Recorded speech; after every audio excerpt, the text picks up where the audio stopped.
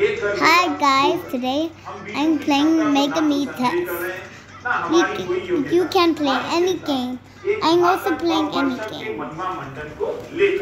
Iran की तीनों nuclear site पर हमले के बाद B2 का बख्ता और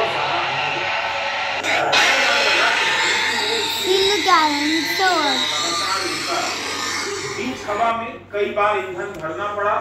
कहीं यह भी छापा मिला कि अमेरिका ने ऐसे 6 B2A बॉम्बर भेजे। CNN ने दावा किया कि विमानों से 12 इन्हें बंकर बस्टर बम कहा जाता है। इस बॉम्बर को नाइफ की तरह पेश किया, लेकिन ईरान के लिए Hey girl, you're there. I want to take you with me, please. 13,000 kilogram 12 बम गिराए और नातान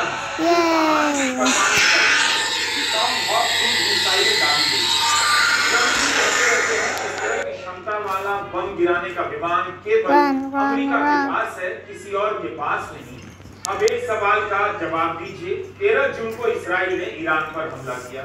तब से लेकर 22 जून तक आपने इस्राइल के अभेद्य, अचूक और अद्वितीय हथियारों के बारे में कुछ सुना, कुछ नया देखा। इस्राइल ने अपने हथियारों से दुनिया को चौंका दिया है, ईरान को हतप्रभ कर दिया है। अगर सैनिक तकनीक के मामले इस्राइल इतना ही संपन्न और विकसित देश है, तो फिर ईरान के परमाणु ठिकानों को क्यों नहीं नष्ट कर सका? हमला तो उसने भी किया, जैसा कि इस्राइल ही दावा कर रहा है। क्यों इस्राइल को B2 बंकर बस्टर के लिए अमेरिका का इंतजार करना पड़ा?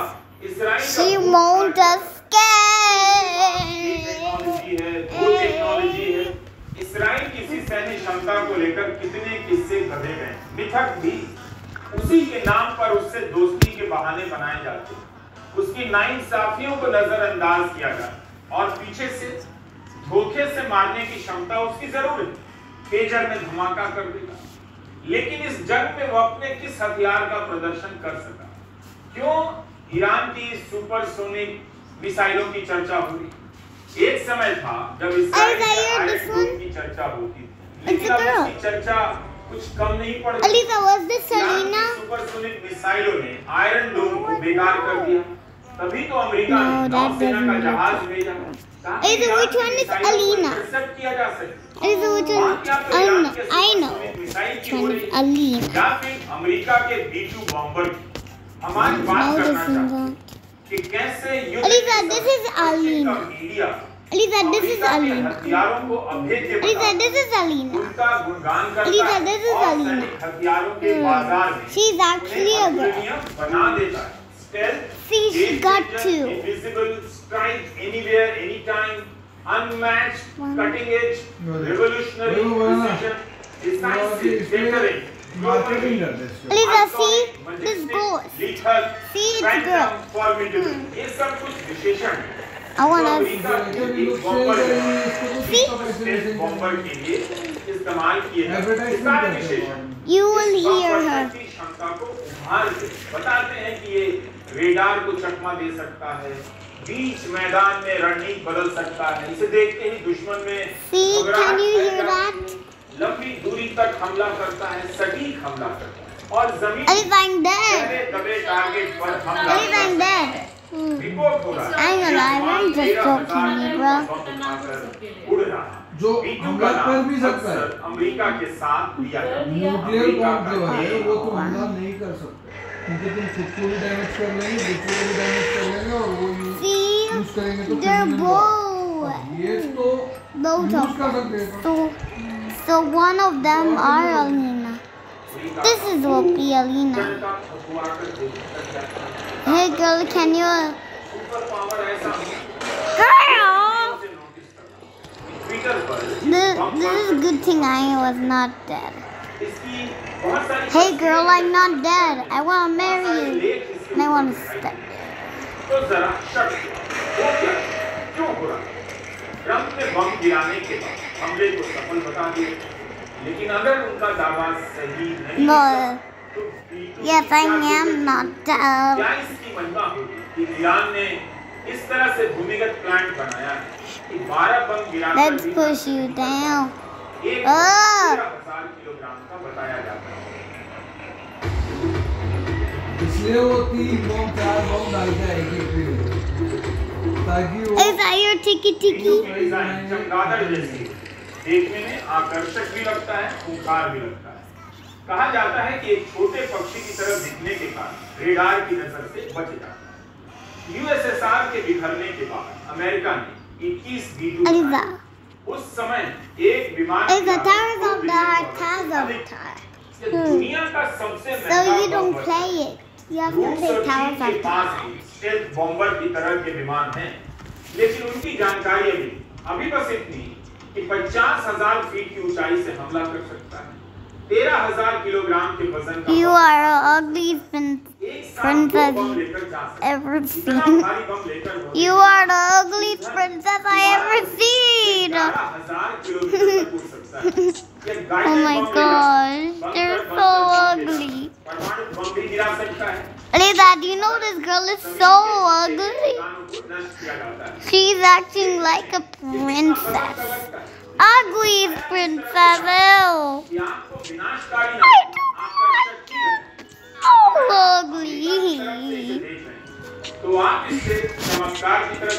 She only makes my avatar get hurt, and she will push my avatar away.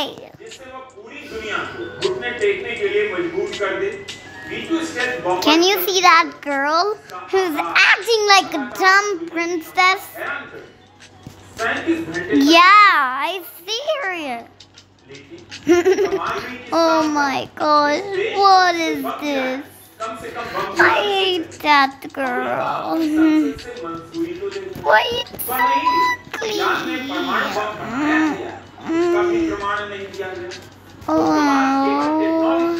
नैतिकता का नहीं, ईमानदारी का नहीं, पारदर्शिता का नहीं, ये टेक्नोलॉजी आपको उदंड बना रही है।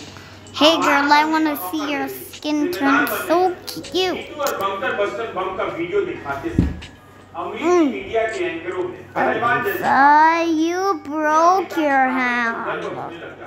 इसका बाजार शायद नहीं, क्योंकि अमेरिका इसकी टेक्नोलॉजी किसी को नहीं देता, ना इसका सौदा करता। हो सकता है अमेरिकी सैन्य उद्योग के प्रचार का यह हिस्सा, इस प्रचार से भले या माल ना मिले, इससे कुछ कम वाला माल मिल जाए। अमेरिका जिसने B-2 बनाया है, उसकी तरफ देखने के लिए, उसकी बातों को चुपचाप रहने के लिए दूसरे देशों के प्रमुखों को बहाना मिल जाता है। सुपर पावर बताना अमेरिकी मीडिया का एक प्रोजेक्ट रहा है। इसके लिए कोई इन्हीं हथियारों से अमेरिका को ताकतवर बताता है। अमेरिकी हथियारों को अचूक, अभेद्य, अतुलनीय इसलिए बताया जाता है ताकि इनसे भय और विस्मय पैदा किया जा सके। अमेरिका की ताकत को मनोवैज्ञानिक रूप से लोग सरेंडर करने लगे। यही नहीं, यह अमेरिका को महान बताने की मीडिया संस्कृति का भी हिस्सा है। ध्यान रखिएगा, अमेरिकी चैनलों में बाकायदा कवरेज हो रहा है कि फोटो की पहाड़ी के 300 फीट नीचे बने न्यूक्लियर प्लांट को ध्वस्त करने के लिए कितने किलोग्राम वजन का बम गिराना चाहिए। बम की चर्चा इस तरह से हो रही है जैसे कोई खिलौना। इसकी चर्चा से विनाश गायब हमेशा एक संभावना की तरफ पेश किया जाता है। इसके कवरेज को देखते समय आपका ध्यान इस बात से हट जाता है कि ईरान ने बम बनाया है या नहीं। इस पर तो फैसला हुआ ही नहीं, कोई सबूत नहीं दिया गया, लेकिन बम कैसे गिराया जाए, किस जगह से गिराया जाएगा, यह सब बता कर बम गिराने के फैसले को आपके जहन में एक सही फैसले की तरफ दिखा दिया जा रहा है।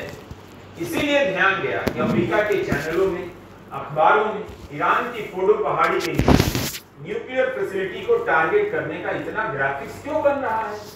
इस तरह से ग्राफिक्स बनाए जा रहे हैं जैसे उस चैनल के संपादक फोटो पहाड़ी पर जाकर कितनी देर से माप लिया, बम कहां पर गिरेगा, कितनी ऊंचाई से गिरेगा, बम किस रास्ते से और कितनी गहराई तक जाएगा और कितनी देर में पहाड़ी के नीचे चला जाएगा, न्यूक्लियर प्लांट को ध्वस्त कराएगा।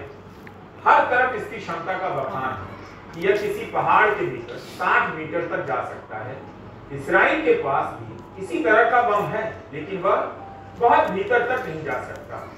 यह भी जोड़ा जा रहा है कि पत्थरों की अलग अलग संरचनाओं पर भी निर्भर करता है। GBU-57, BLU-109 कितना भीतर तक प्रहार कर सकता है। आप भी यह अभ्यास कर सकते हैं। देखिए कि New York Times, Fox News, CNN, BBC, Washington Post V2 का जब ब्यौरा देते तो कैसे उसे शक्ति और गौरव से जोड़ दो, अमेरिका की शक्ति और गौरव के रूप में अभिव्यक्त कर इस फर्क को नोट कीजिए। इसकी सीमाओं पर कभी बात नजर नहीं आएगी या कम बात नजर आएगी।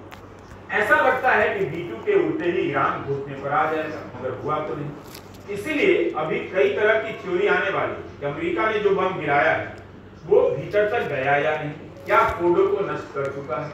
IAEA ने तो यही कहा कि फोर्डो से रेडिएशन का कोई खतरा नहीं। बम गिराने के बाद वहां के रेडिएशन लेवल में कोई बदलाव नहीं आया है। अल जजीरा की एक रिपोर्ट, इजराइल के पास भूमि